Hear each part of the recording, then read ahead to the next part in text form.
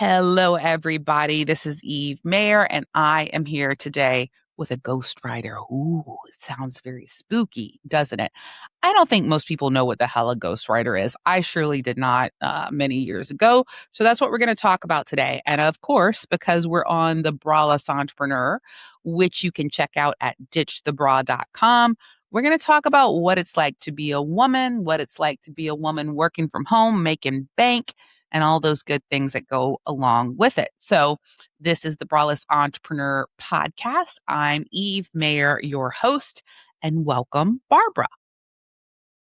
Thank you, Eve. I've been looking forward to this since you invited me on. Thank you for having me. Well, I am super pumped to have you here because I think that people are either scared of ghostwriters or just frankly don't know what the hell they are. So, we're going to really get into this today. So first of all, if you want to check Barbara out, I've known her for years and she is very smart and very fancy. So you can check her out at barbarabasbanes.com. And that's BASBANES.com. Is that right, Barbara? That is correct. All right, cool. So here we go. First of all, let's just talk about being a woman, Barbara. Here you are on video for those of you that are watching video and not just listening, and you're gorgeous. You look like you're drinking a mocktail. Your hair is good. You have earrings on. Is this really how you always look at home when you're working? Sometimes.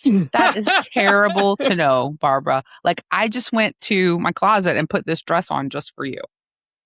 Thank you. I love it. I don't know. Sometimes maybe this is a little bit, I guess, the opposite of like the braless entrepreneur, but like for me, because I worked from home forever, Yeah. it feels like forever. If I don't get dressed, even if it's like, a t-shirt with a bra, I don't feel like I'm going to work. I'm not making that transition. So it's like a mental thing. Not to say I can't work in my jammies, because I can and I do, and that's wonderful. But sometimes I can't explain it. It changes something in my brain. It's also like, why can't I just go to a computer and type? I need to do things longhand because my brain is weird. So because your brain is what weird. Works. All right, I like that reasoning. I'll be honest, most of the people we have on this show are like, nope, I'm not wearing a bra right now. Nope, I'm too lazy to do that, because that's, definitely my style. It's a training bra. Is that? What are you training them to do, Barbara? That's to not get any smaller, to just. Okay, how's it going? Is it going pretty well?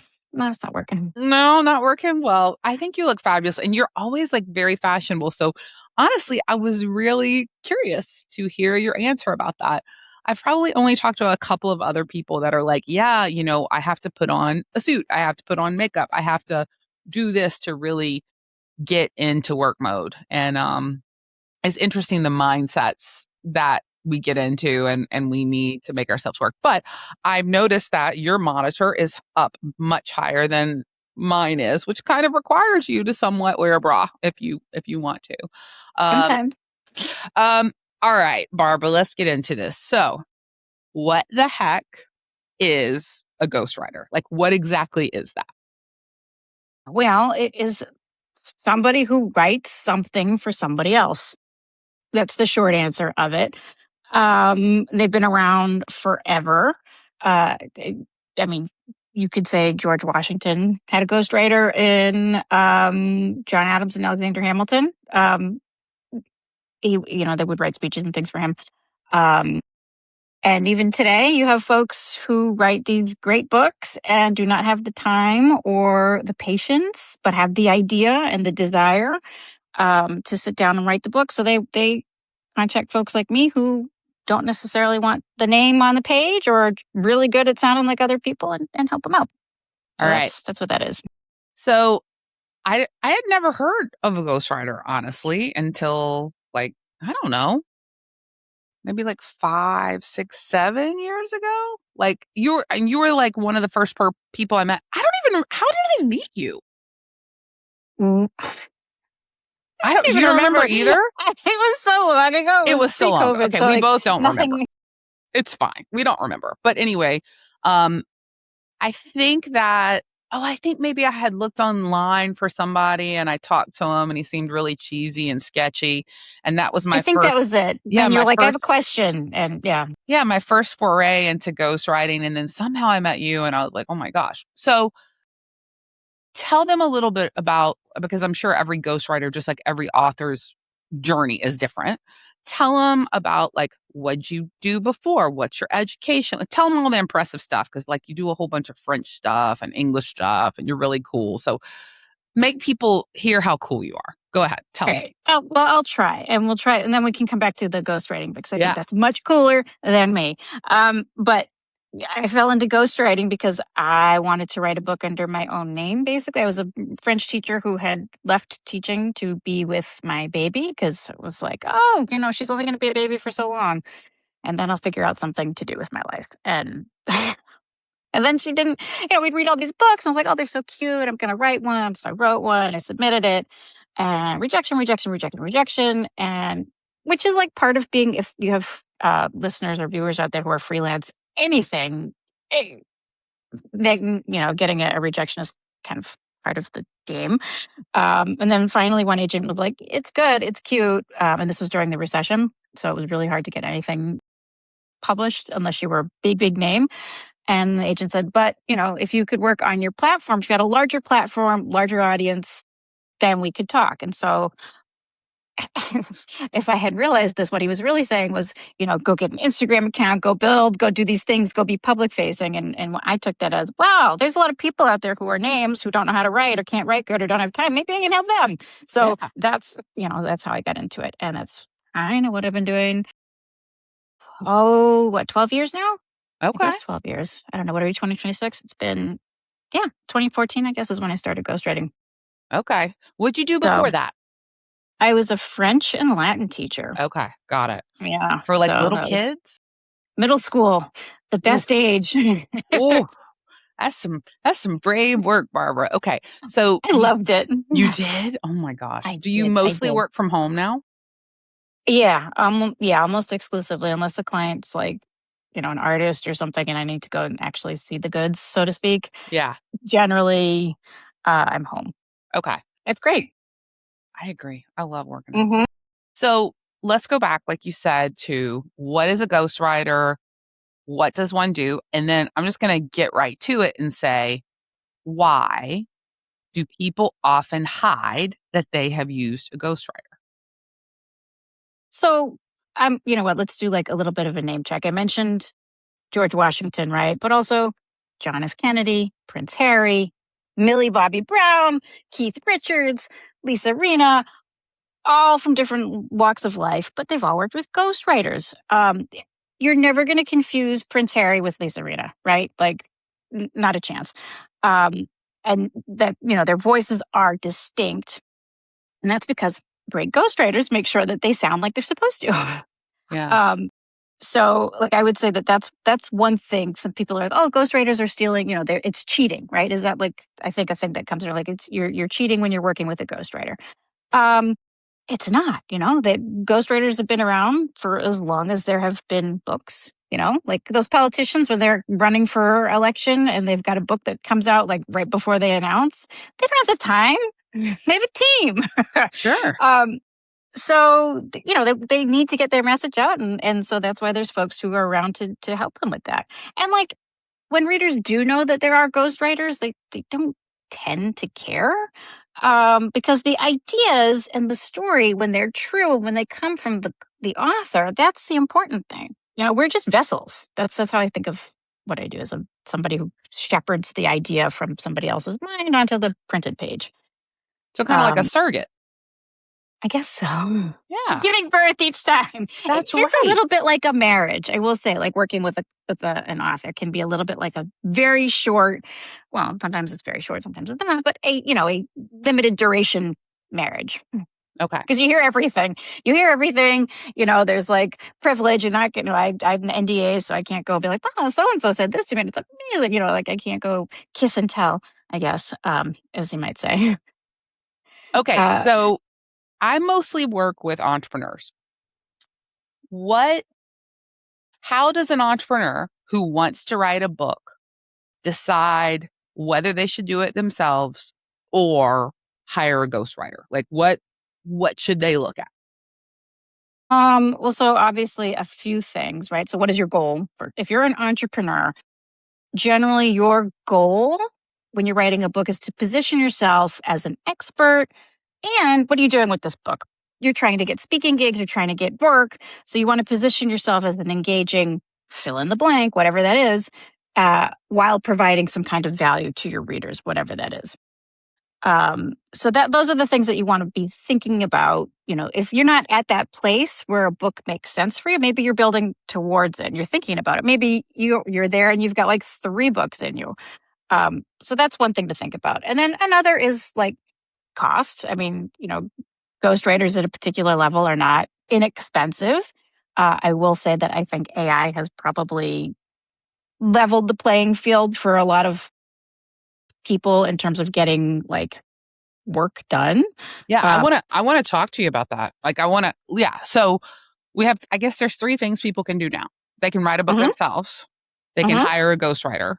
or they can use AI to act as their ghostwriter or I would say, unless you know how to code and do prompt writing in a way where you are controlling the AI and it is learning on your voice, which can be hard if you're a first time author. yeah, If you don't have a voice or you don't know what that sounds like if you're not like a lit major, which is what I was, and you hear, oh, this person's like kind of sarcastic, this person's kind of like sassy, like you might know what that sounds like when you're reading a piece of literature. You may not know necessarily what it means to do that on the printed page, and your AI might have a sense, but it also is pulling from whatever else is on the internet. And as we have learned, where's AI pulling from these days? A lot of it's like Reddit. So right. you're going to sound like somebody on Reddit, which may or may not be what you want. I don't know. Um, you can make AI an excellent tool. I think it is a wonderful tool. It's a time saving tool. You can use it to brainstorm. You can use it to outline. You can use it to help you do research. Of course, then you have to make sure you check your sources. That like using it responsibly is an amazing efficiency and can help people really get unstuck. And also because cost can be a concern, it can help bring down those costs if you are working with somebody. Can it replace a human right now, July 21st? No. But check with me in like, I don't know, 6 months or so. I did not think that this would move so quickly. I had a client who the focus was on how the world as we know it would be changing and all of these different tools would be coming in and evolving. And I remember we spoke and the client said, writing is going to get axed. Like, you really got to rethink your life choices there. I was like, Wow. I've got time. I've got time. But like, because of that, I was also like, maybe there's something to it.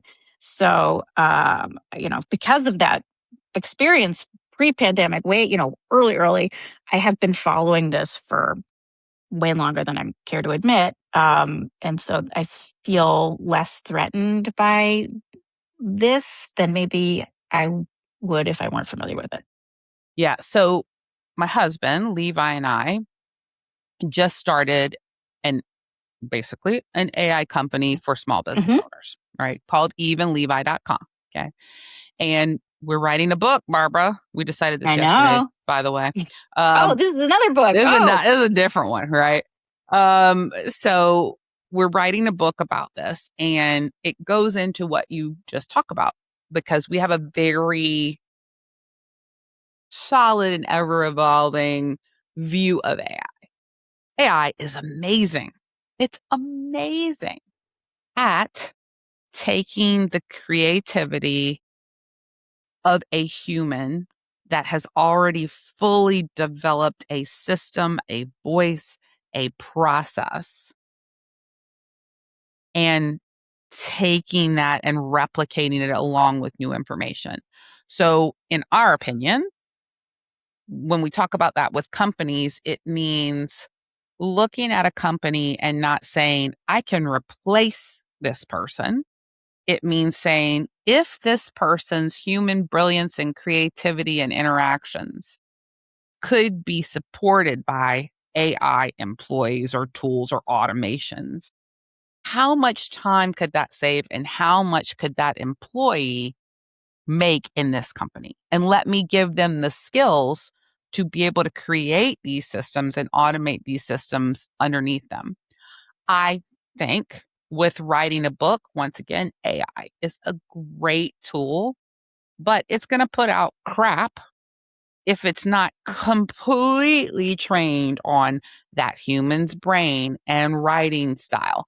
And I'll tell you, like, I tried to kind of build something like that to see if I could, because it was very interesting to me.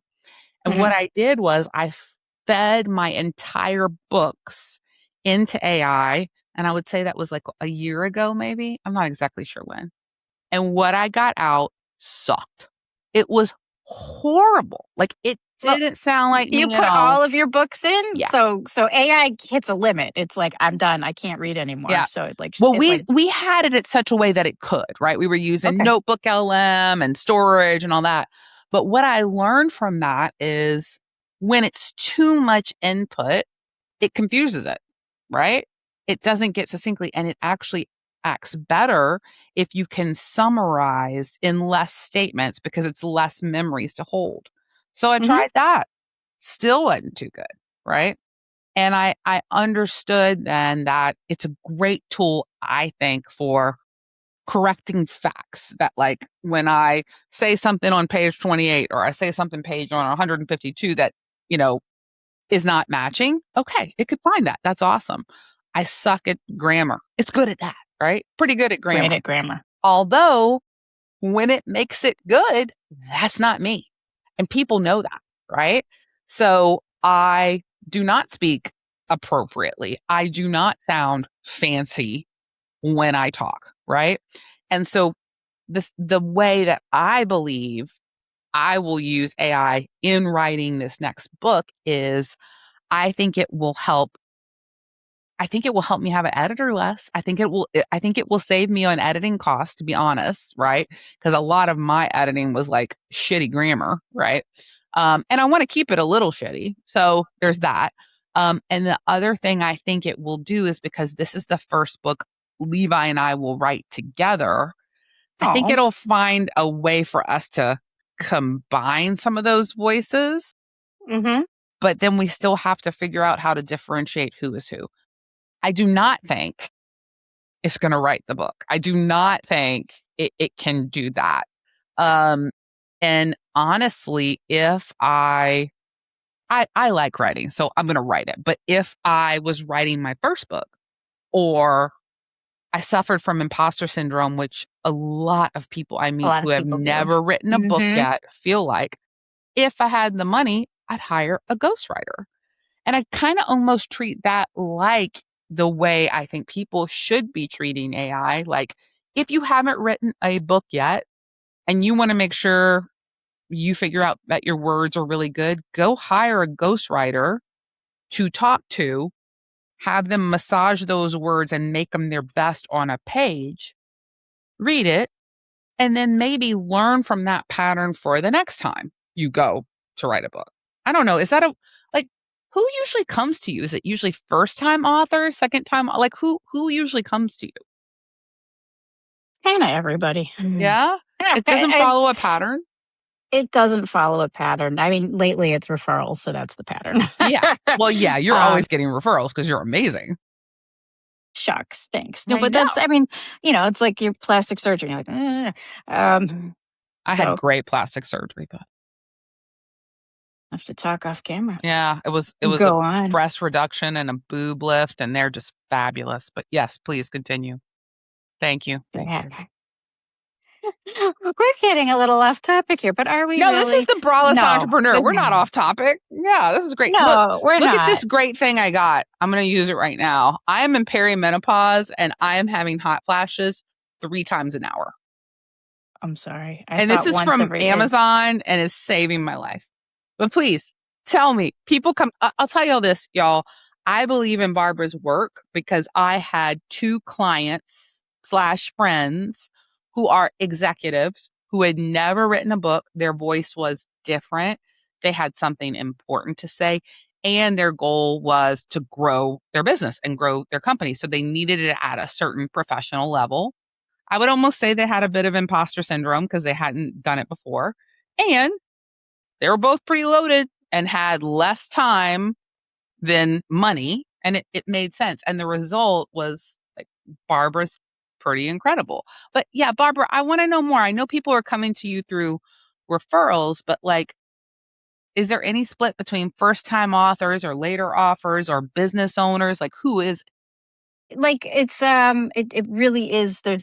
I would have to go and like look at 10 years. It's truly it's everybody. I've had folks who've been published with academic presses and then they're moving into something else, or people who are making a career switch, or people who are in a profession where they write all the time, like attorneys, who are but doing attorney things, or um people who are switching genres, like, or people who have had other ghosts and I'm doing cleanup work, so Oh, it's a lot of that. There's one right now where I might be ghosting for a ghost, which is never heard of such a thing.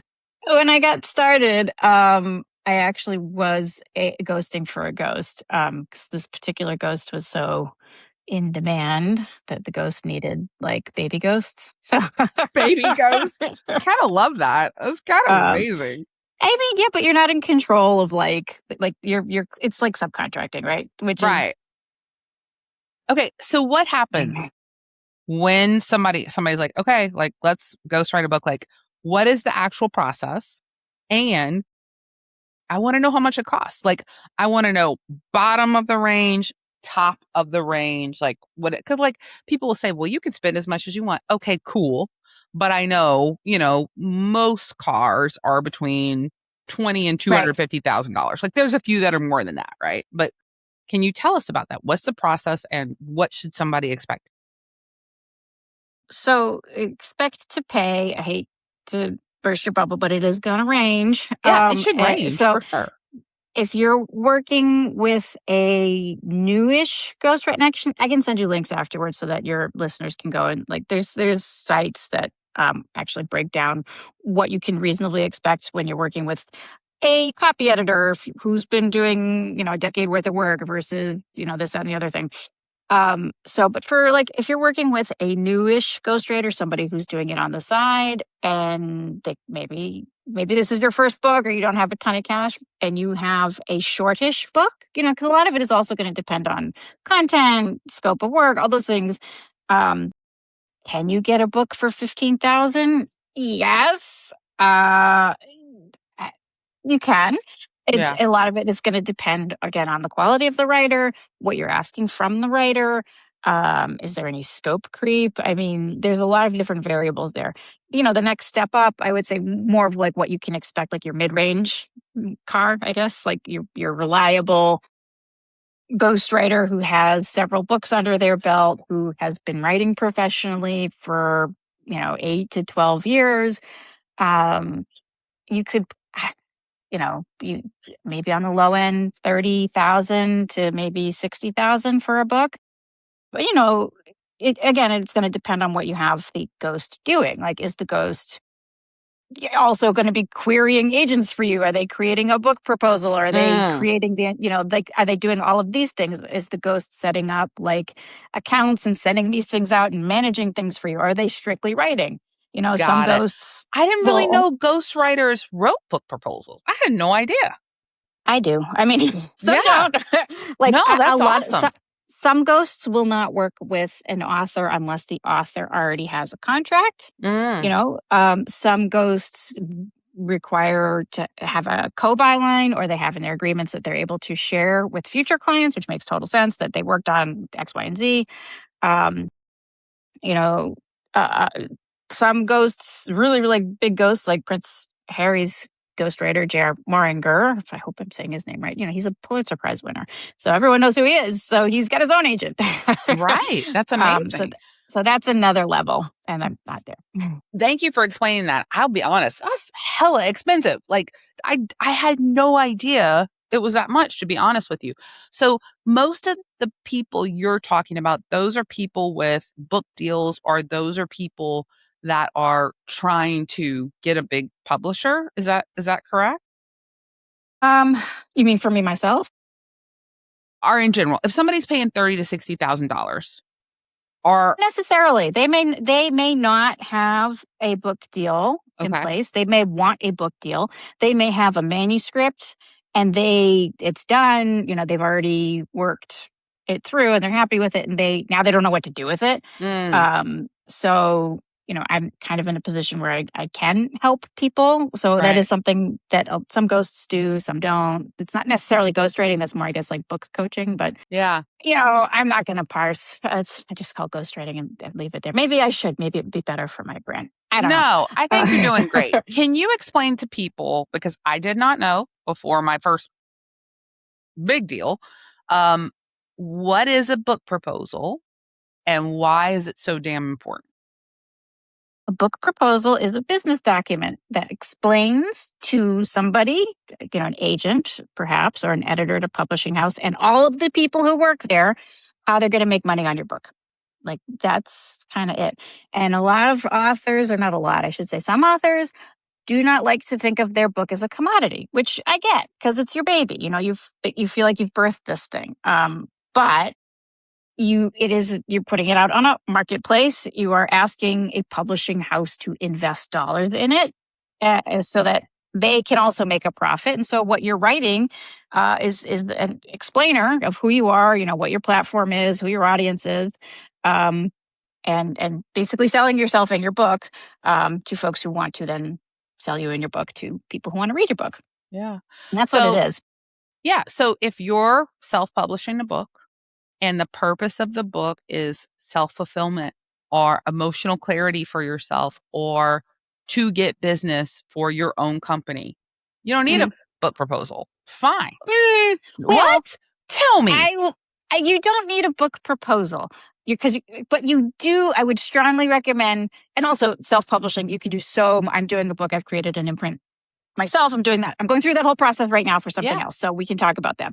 But the material that is in a book proposal, it is a roadmap. So maybe you're not going to write a book proposal that you're going to then like shop around, but you're identifying your market, you're identifying your existing audience, you're identifying how you're going to promote it, where you're going to find, a new audience. What is your pre-launch strategy? What's your post-launch strategy going to be? Who are your comps in your market so that when you go and you upload it, via like Ingram Spark or whatever your platform is, how are you going to position it? What are the hashtags you're going to use? So all of that goes into a book proposal, but all of that is also super helpful if you're doing this on your own or with a team that you've like selected on your own. I didn't know any of that.